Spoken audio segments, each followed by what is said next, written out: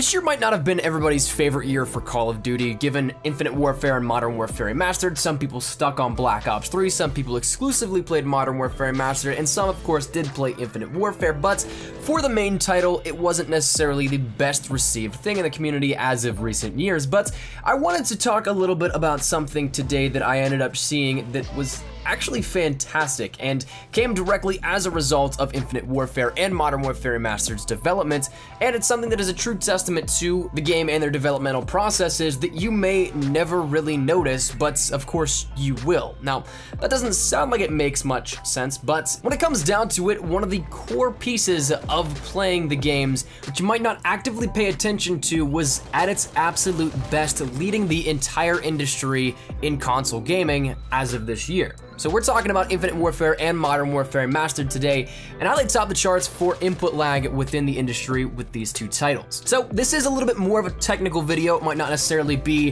the normal cup of tea you're used to here up on the channel, but I came across an article that detailed some recent testing by Digital Foundry, who leads the industry once again in these sort of technical testing with frame rate, input lag, all that kind of stuff. So you know it's coming from good hands if it's by them. So I wanted to talk a little bit about it today and give you guys a little bit of a maybe perspective on some of the better portions of the game that often get overlooked. So first and foremost, for everybody that might not necessarily be in tune with the more in-depth portions of game design and everything like this, what is input lag?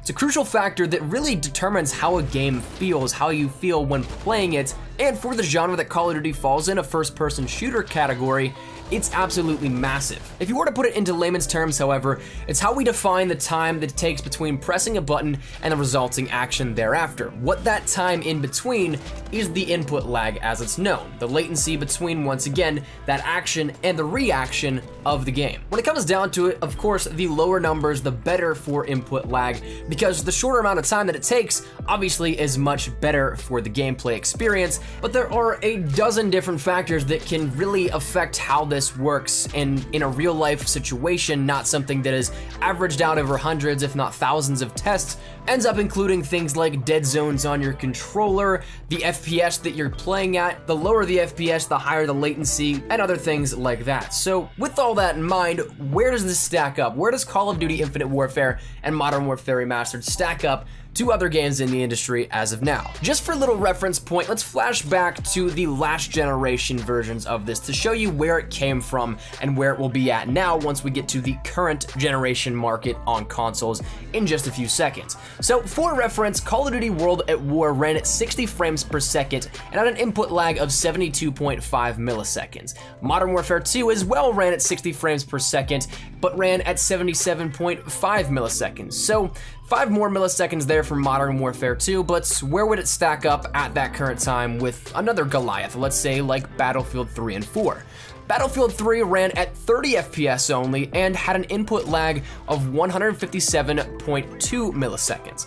Battlefield 4 again ran at 30 frames per second and had an input lag of 97.6 milliseconds. So as you can see, it's been something where Call of Duty in that AAA genre as that heavy hitter has always been a little bit of ahead of the curve with the input lag and the latency there within, but within the current generation market, it really showcases a little bit further even, because from top down, we start out with this year of Call of Duty Infinite Warfare running at 60 frames per second with an input lag and latency of only 39.3 milliseconds.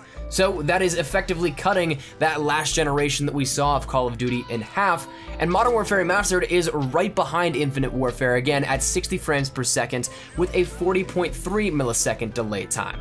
So that said, those are the two that are capping off the industry at the moment in PlayStation 4 and console games.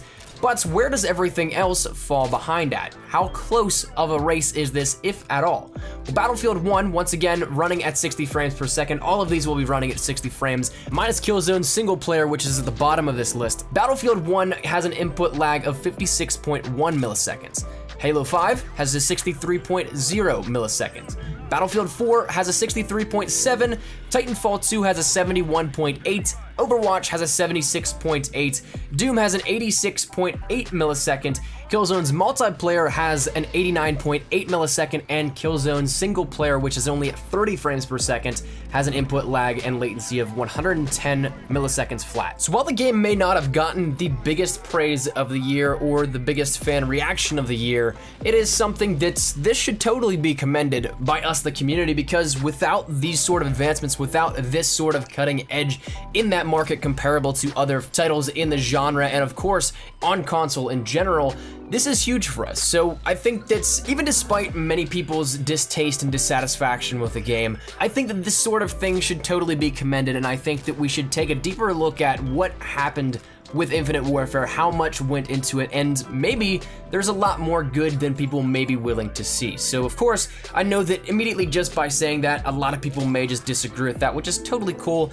but once again, I'm more so on the side of these dudes put their heart and soul into this project for years, and for the majority of the time within the year, it has not really been taken seriously, or it's been discredited by a vast majority of the community, and there's still a lot that is still very good to look forward to within that game, within that build, even if the game itself wasn't really up to what everybody was hoping for in terms of either setting, playstyle like boots on the ground or anything like that, or just anything else here within that. But that said, that's where I'm gonna turn it over to you guys. I'd love to hear your thoughts down there in the comment section down below. Can you guys see that this is a good thing? Do not necessarily care all that much, or whatever it may be? Let me know down there in the comment section down below, because these sort of things, these technical aspects that really can make or break a gameplay experience, because of course if the delay is way too high, the input lag is way too high, you're not gonna have a good time. These sorts of things often get overlooked, and reading up on this, seeing the technical aspects from some of the best in the business, I already appreciated the developmental team and the work that they did on the game, even though it wasn't necessarily the favorites over at Infinity Ward, but I got another deeper respect for that by seeing that they're still advancing, they're still moving the bar forward for Call of Duty and the franchise in general. So, love to get your thoughts and feedback, maybe a little discussion here on this down there in the comment section down below as well. But that said, hopefully you guys enjoyed, and if you guys did, make sure you drop a like down below, and of course if you guys are new to the channel, make sure you guys subscribe to stay up to date with everything we have here regarding Call of Duty. We're gonna be killing it here, going up into the launch of World War II and then further thereafter. So if any of this stuff interests you, make sure you hit that subscribe button so you don't miss a beat. And finally, if you guys want to follow me over on Twitter, that is the best place to get connected outside of YouTube. Practically live on Twitter, so if you guys want to strike up a conversation, ask me a question, whatever it may be, link is down there in the description below. But all that said and out of the way, hope you guys have a fantastic day. Thanks so much for watching. Modest Espresso. I'll see you guys later. Take care and peace.